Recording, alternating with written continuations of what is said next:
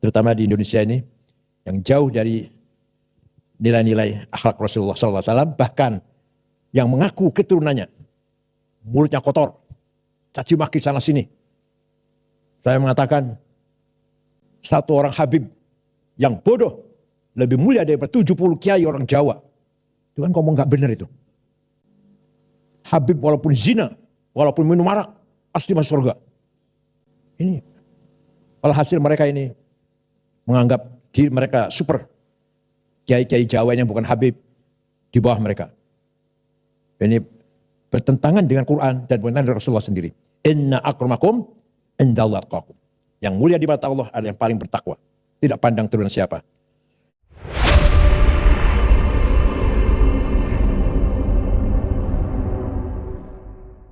Assalamualaikum warahmatullahi wabarakatuh. Selamat pagi, salam damai sejahtera untuk kita semua. Bismillah. Yang terhormat para pimpinan organisasi keagamaan, KWI, PGI, Walubi, Matakin, PHDI, dan Permabudi, beserta jajaran pengurus harian LPOK. Selamat datang. Yang saya banggakan para pimpinan Ormas Islam, Al-Irsyad, Al-Islamiyah, Persatuan Islam, Nahdlatul Ulama, Matul Anwar, Al-Ittihadiyah, Persatuan Islam Tionghoa, IKADI, Syarikat Islam Indonesia, Al-Wasliyah, Persatuan Tarbiyah Islamiyah, Persatuan Umat Islam Az-Zikro, Himpunan Bina Mu'alaf Indonesia, Nahdlatul Wathon, Diniyah Islamiyah, dan seluruh jajaran LPUI.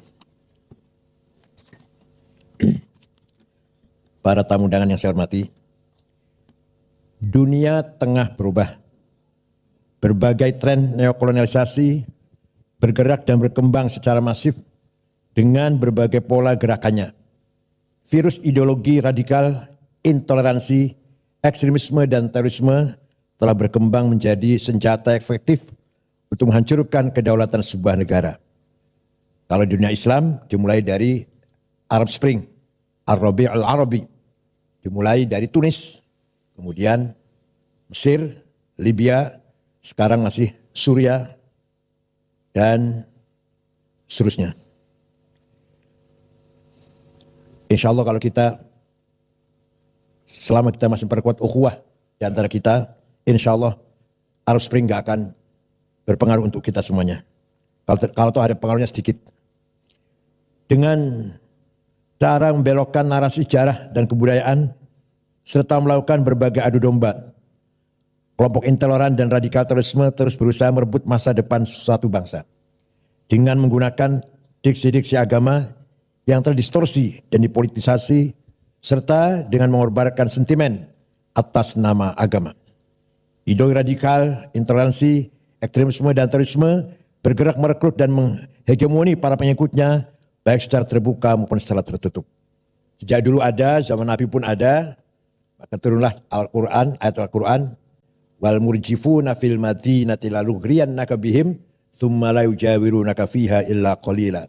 Muhammad, wal murjifuna fil madinah, orang-orang atau kelompok yang bikin gaduh di Madinah, usir Muhammad. Jangan berkesempatan hidup bersamamu di Madinah. Sekarang kita sedang menyaksikan radikal yang berada terjadi di Bangladesh.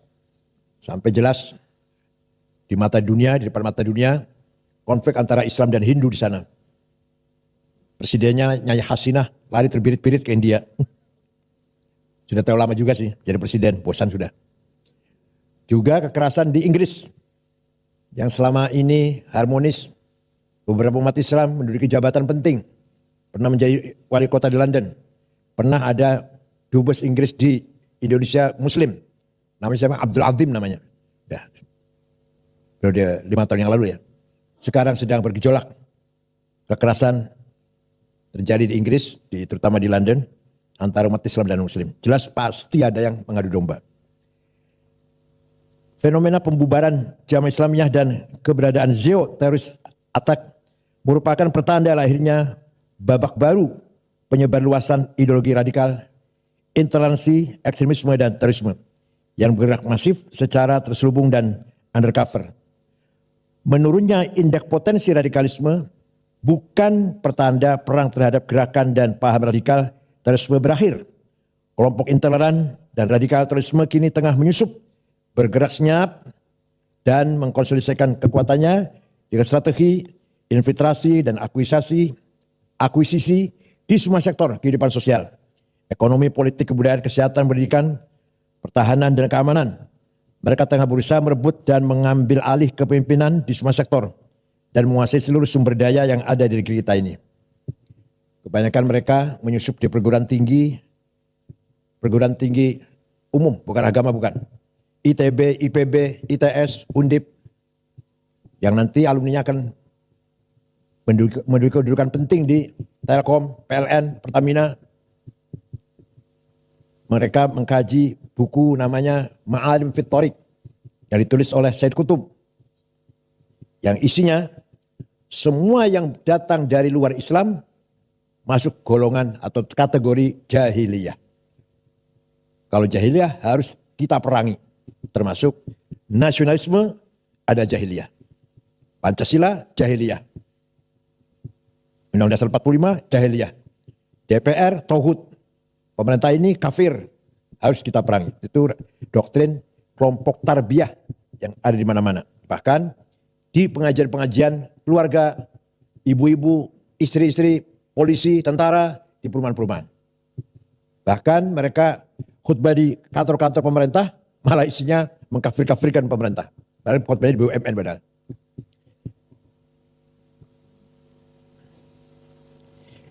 Para penyelenggara negara, aparat penegak hukum dan khususnya BNPT harus lebih waspada dan melakukan screening secara lebih detail terhadap sel-sel intoleransi dan sel-sel radikal terorisme yang lebih luas di ruang publik.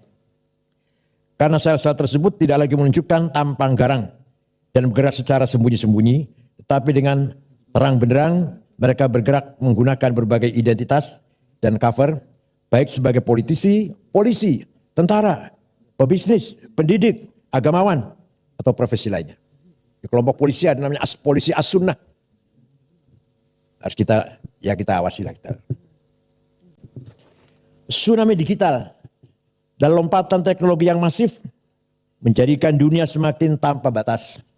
Kecepatan informasi yang tidak mudah dibendung menjadi peluang bagi kelompok intoleran dan kelompok radikal terorisme untuk menyebarluaskan paham dan nilai-nilainya secara terbuka dan pengaruhi alam bawah sadar generasi digital. Sosial media dan berbagai platform lainnya dapat menjadi alat propaganda efektif bagi kelompok radikal untuk menciptakan kondisi chaos dan disharmoni di tengah-tengah masyarakat. Sangat banyak. Di TV pun masih ada penceramah yang mengarah pada radikalisme. Yang kita tonton tiap pagi begitu di radio. Seperti TV-TV Ar-Roja, Ar-Risalah, Al-Wisol, masih banyak lagi. Antara lain saja itu. Pesantren, Az-Zaitun, As-Sunnah, Iskariman, Bukhari Muslim, Yayasan Ali bin Abi Thalib, dan lain-lain. Ulil Albab di Lampung. Maraknya siber attack, serangan siber, dan digital terorisme yang dibarengi dengan pressure terhadap imunitas ideologi warga bangsa Indonesia di tengah serbuan ideologi transnasional, bila dibiarkan dan tidak diantisipasi, berpotensi mampu meretakkan kedaulatan nasional bangsa Indonesia dan mengacaukan kesatuan dan persatuan Indonesia. Kedaulatan digital harus diprioritaskan selain keberadaan kedaulatan teritorial yang juga harus dijaga.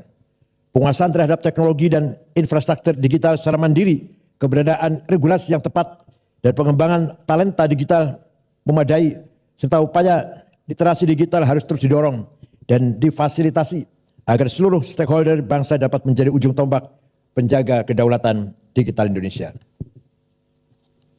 Di DPR pernah dibahas nggak Pak Anwar Sanusi?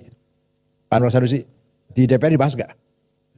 Nggak pengamanan digital, keamanan cyber, dibahas nggak di DPR? Komisi berapa itu? Komisi berapa? 3. Dampak krisis global dan residu politik Pilpres 2024 harus segera dimitigasi dan disolusikan bersama. Sehingga persatuan kesatuan nasional dan masa depan bangsa tidak terkoyak. Benang kusut perbedaan pandangan dan pilihan politik harus diakhiri dan rasa persaudaraan sebagai sama warga bangsa harus segera dipulihkan kembali. Memang terus terang kita malu dengan pemimpin yang non-muslim kalau kita bicara agama ya. Kita dapati pemimpin muslim yang amburadul, yang kacau balau, semrawut. Betapa kita bangga atau kita acungi jempol. Kita hormati pemimpin yang non-muslim. Seorang Perdana Menteri Belanda, siapa namanya itu? Lupa namanya. 14 tahun jadi Perdana Menteri. Setelah serah terima jabatan, pulang pakai sepeda pancal. Gak ada pengawal, gak ada yang nganter, pakai sepeda pancal. Mantan Perdana Menteri Belanda. Baru saja setelah terima jabatan dari kantor, pulang naik sepeda pancal. Beberapa pejabat yang saya tahu di Australia tanpa pengawal. Gubernur tanpa dikawal, saya pernah jumpa. Di kita yang beragama Islam, yang kaya dengan dalil ayat Quran dan hadis. 330 triliun, entah kemana itu. Itu saya jumpa dengan seorang jaksa, gak usah sebut namanya.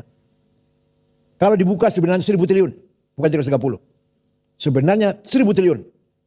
Kerugian negara di tambang timah itu.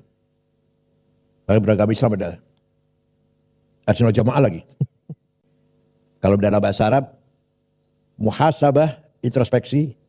Kemudian kalau kita menjumpai kegagalan, mu'atabah, blaming self. Jangan nyalakan orang lain. Kemudian ke depan, muraqabah. Tetap kita membangun optimis.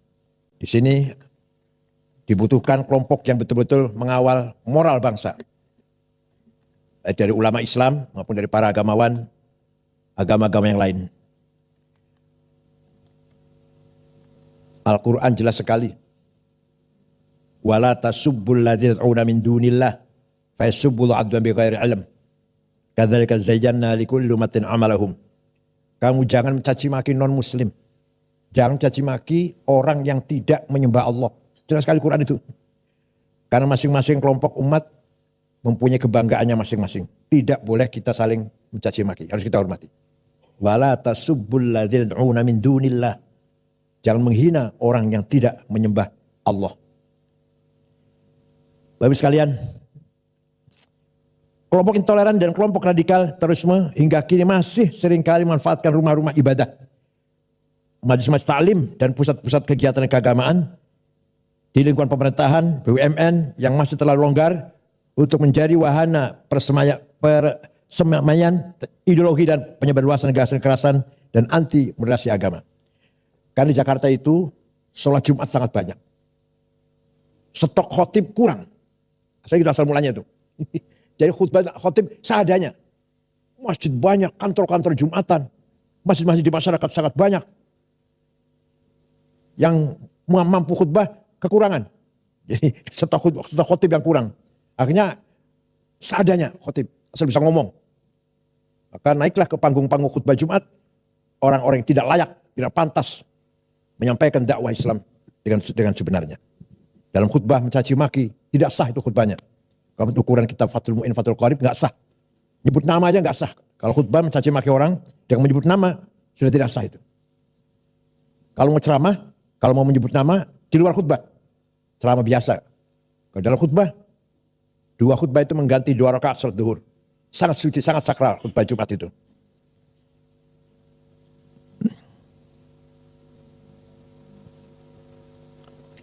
Rumah-rumah ibadah, majelis taklim dan pusat kegiatan keagamaan yang telah berhasil dikuasai oleh kelompok intoleran seringkali berubah fungsi dari yang seharusnya menjadi pusat ketaatan dan pusat peradaban yang menyebarluaskan kasih sayang, kemanusiaan dan menggerakkan kemajuan, berubah menjadi pusat penyebarluasan kebencian, kekerasan, konflik dan perpecahan.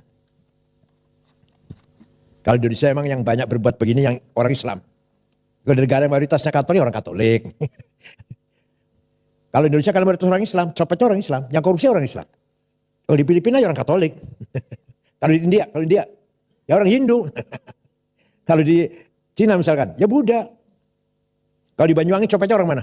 Ada di Bali, copetnya orang mana? Orang Banyuwangi sih, Islam juga.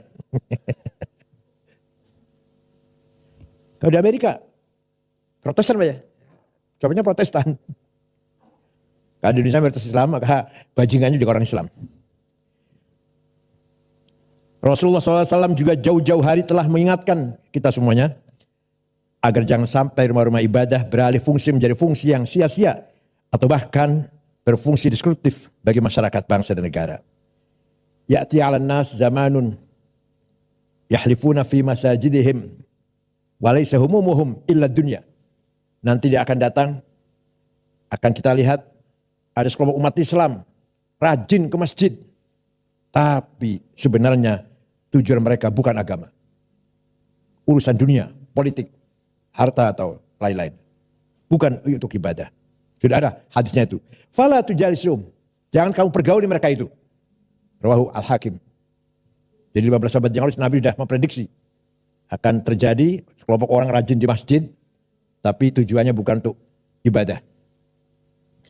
Virus ideologi radikal intoleransi yang bergerak masif secara terselubung dan undercover harus diberantas tuntas.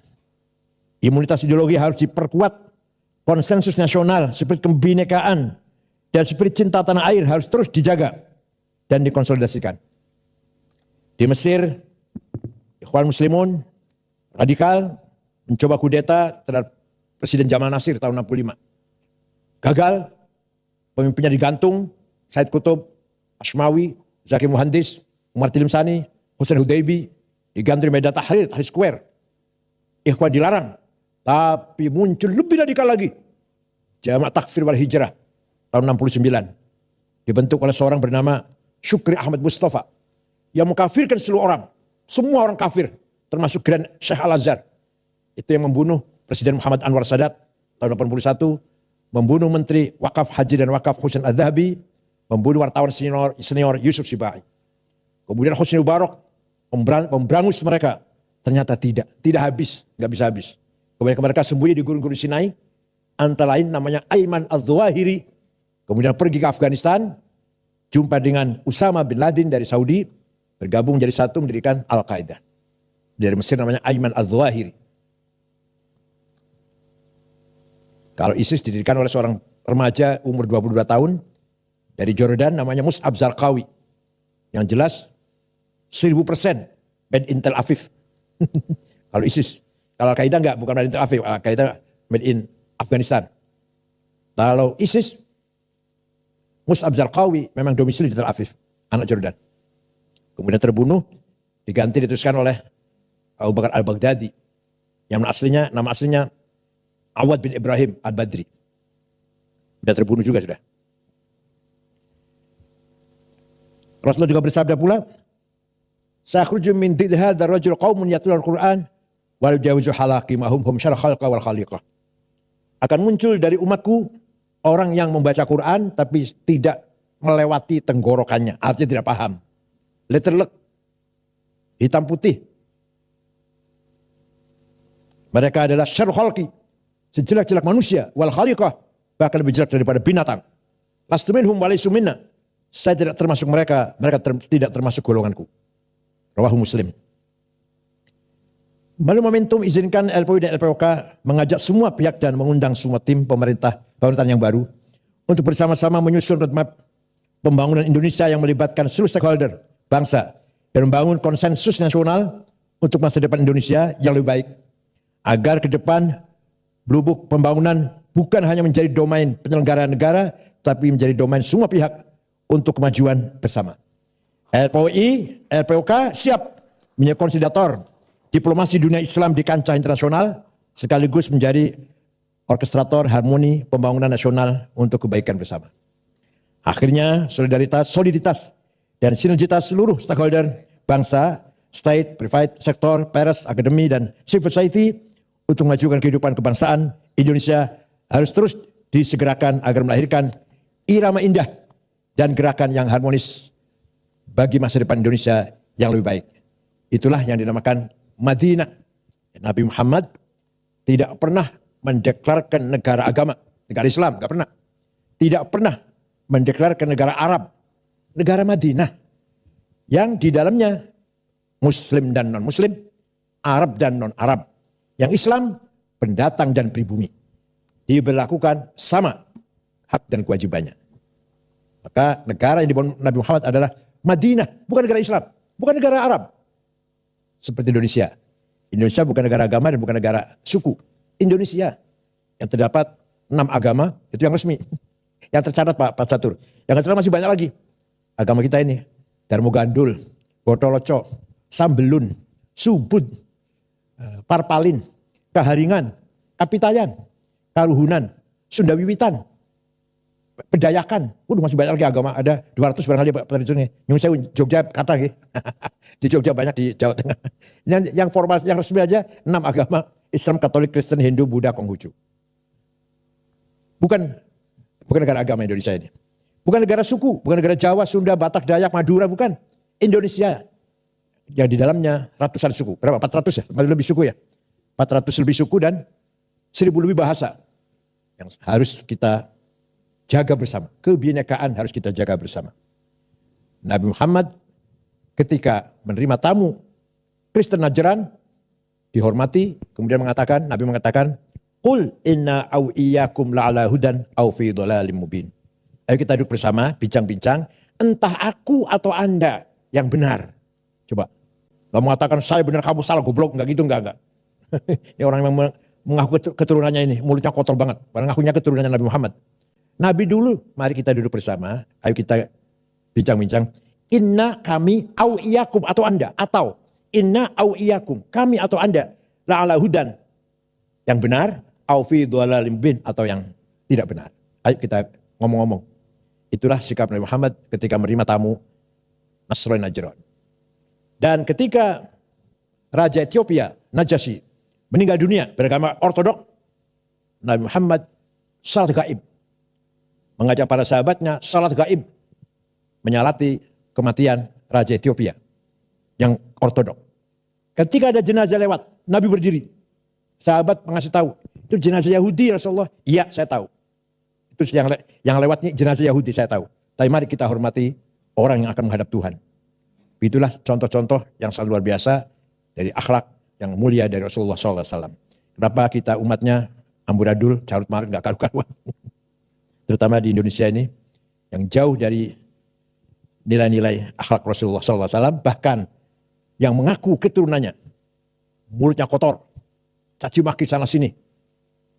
Saya mengatakan, satu orang Habib yang bodoh, lebih mulia daripada 70 kiai orang Jawa. Itu kan ngomong gak benar itu. Habib walaupun zina, walaupun minum arak, pasti masuk surga. Ini, alhasil mereka ini menganggap diri mereka super. Kiai-kiai Jawa yang bukan Habib di bawah mereka. Ini bertentangan dengan Quran dan bertentangan dengan Rasulullah sendiri. Inna akramakum indallahi atqakum. Yang mulia di mata Allah adalah yang paling bertakwa. Tidak pandang turunan siapa. Saya kira itu, mohon maaf kalau terlalu panjang. Mudah-mudahan pertemuan ini menambahkan khazanah perbenaraan peradaban kita. Syukran wa dumtum fil khair barakati wan najah. Wallahu a'lam bishawab. Wassalamualaikum warahmatullahi wabarakatuh.